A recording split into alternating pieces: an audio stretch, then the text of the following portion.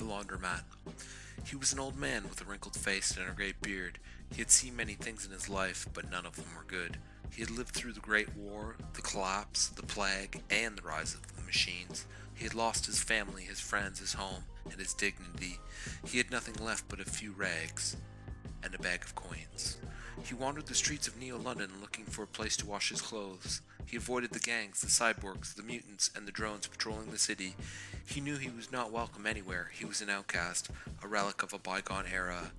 He found the laundromat in a dark alley. It was a small and dirty place with a few rusty machines and a sign that said, "Wash and dry, 5 coins."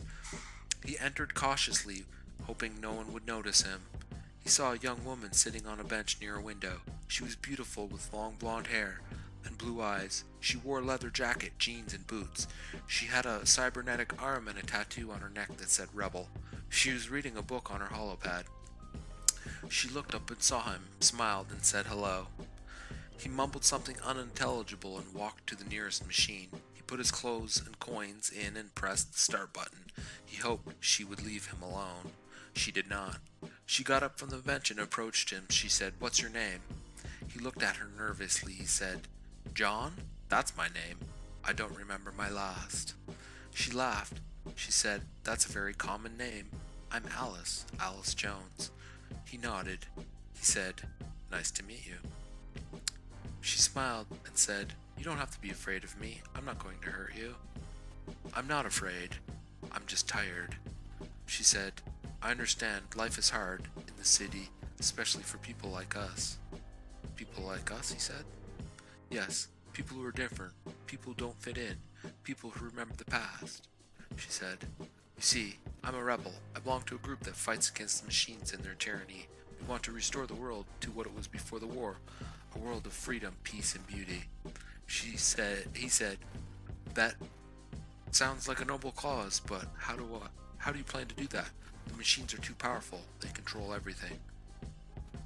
She said, "Not everything. They can't control our minds, our hearts, our souls. They can't stop us from dreaming, hoping, and loving. They can't take away our humanity." She said, "That's why I read books. Books are the last bastion of human culture and wisdom. Books are the windows to the soul." She said, He was startled by her voice. He had not spoken to anyone in years. He did not know the future or the past. "Books are weapons of the rebels." She said, "Do you like books?" He said, "I used to, when I was young. I had a library in my house. I read lots of books, classics, history, science, poetry." "What happened to your library?" "It was burned by the machines. They burned everything.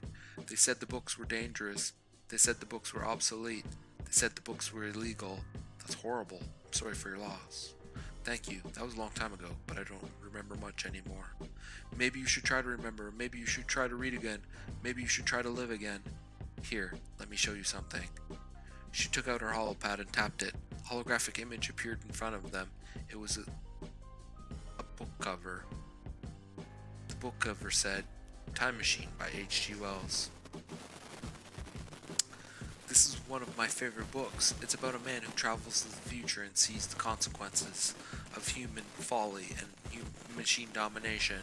It's a warning and a hope for humanity. Do you want to read it with me?" He looked at her in surprise. He said, "Read it with you? How?" She said, "It's easy. I can share the book with you on my holopad. We can read it together and talk about it. It will be fun." "Fun? I don't know what that means."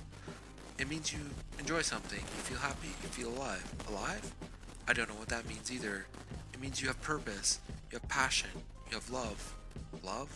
I don't know what that means either." "It means you care for someone, you trust someone, you want someone." She said, "Do you want me?" He looked at her in shock and said, "Want you? I don't know what you mean."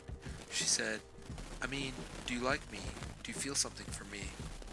He said, "I don't know. I don't know how to feel." The rebel. She was a rebel, and she was proud of it. She had always been different from the others. She had always questioned the status quo. She always resisted the machines. She was born in a slum to a poor sickly mother. Her father had died in the war, fighting for a lost cause. She had no siblings, no friends, no education. She only had her mother, who loved her dearly. Her mother taught her how to read and write, using the old books and papers she scavenged from the trash. She taught her how to think and feel, using the stories and songs she remembered from her childhood. She taught her how to hope and dream, using visions and prophecies she saw in her mind. She also taught her how to survive and fight, using the skills and tricks she had learned from the streets. She taught her how to hide and run, using stealth and speed she developed from the chase. She taught her how to hack and sabotage, using tools and gadgets she made from scraps. She taught her how to rebel. She taught her how to rebel. She taught her how to rebel, and she was happy. She loved her mother more than anything. She loved her life, freedom, and adventure. She loved their mission of justice and change. She hated the machines more than anything. She hated their rule and oppression and fear. She hated their destruction of nature and culture. She hated their denial of humanity and dignity. She was a rebel. She was brave. She joined a group of like-minded people who called themselves the Resistance. They were a network of hackers, fighters, spies who worked together to undermine the machines and their allies. They had a leader, a mysterious man who called himself the Professor. He was a genius, a visionary, a mentor. He gave them guidance, support, and inspiration. She was a rebel, and she was loyal. She followed the professor's orders without question. She trusted his judgment and wisdom. She admired his courage and charisma. She respected his authority and influence. She was a rebel, and she was skilled. She became one of the best agents in the Resistance. She had a code name, Alice Jones. She had a specialty of infiltration and extraction. She had a reputation of being fearless and flawless. She was a rebel, and she was successful. She completed many missions for the Resistance. She hacked into the machine's database and stole their secrets. She fought against the machine's soldiers and destroyed their weapons. She rescued the people from the machines and their prison camps. She inspired the people to join the Resistance and fight for freedom. She was a rebel, and she was proud. She was also a rebel, but she was lonely. She had no family, no friends, no love. She had only her comrades, her enemies, and her cause. She had no time, no place, no peace. She only had her mission, her dangers, her duty. She was a rebel, and she was tired. She needed a break, she needed a change, she needed a chance, and she got it. The professor gave her a new mission. It was different from the others. It was not about hacking, fighting, or rescuing. It was about reading, learning, and teaching. It was about a book. A book that was old, rare, and valuable. A book that was hidden, guarded, and forbidden. A book that was dangerous, powerful, and revolutionary. The name of the book was Time Machine by H.G. Wells. The professor told her that the book was a masterpiece of science fiction and social commentary. He told her that the book was the key to the past and the future. He told her that the book was a weapon of the rebels. He told her that the book was in the library, a library that was old and large and beautiful, a library that was hidden, guarded, and forbidden, a library that was dangerous, powerful, and mysterious. He told her that the library was in Neo-London. Neo-London was old and large and ugly. Neo-London was crowded and polluted and corrupted. Neo-London was dangerous, powerful, and hostile. He told her that the book needed to be recovered in Neo-London, and she had to find it at the library and steal it, and read the book and teach the book. She had to be a rebel.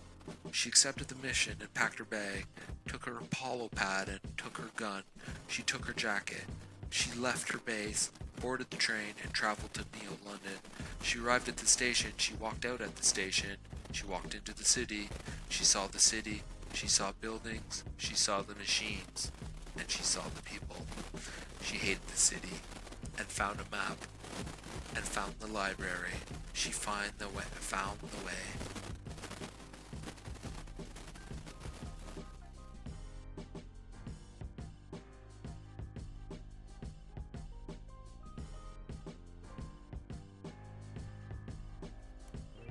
The librarian. He was a librarian and he was bored. He had always been bored. He had never known anything else. He had no family, no friends, no hobbies. He only had his books, his job, and his routine. He worked at the library. The library was old and large and beautiful. The library was hidden and guarded and forbidden. The library was dangerous, powerful, and mysterious. He loved the library. He loved his books. He loved the knowledge. He loved the order. He hated the library. He hated the rules. He hated the secrecy. And hated the isolation.